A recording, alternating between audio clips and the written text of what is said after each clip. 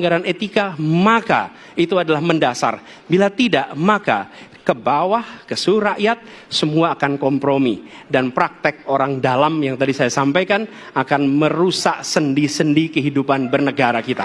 Rusak kita. Karena itulah penting sekali kita menjunjung tinggi etika. Dan itu dilakukan oleh siapa?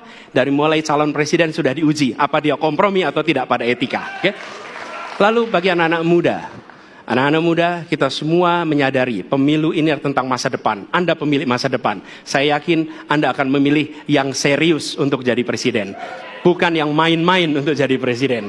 Dan ketika kita berbicara tentang masa depan, maka saya ingin sampaikan kepada semua, kebebasan berpendapat akan dijamin. Kita tidak mengizinkan lagi situasi di mana orang takut. Maka itu saya sampaikan, Wakanda no more, Indonesia forever.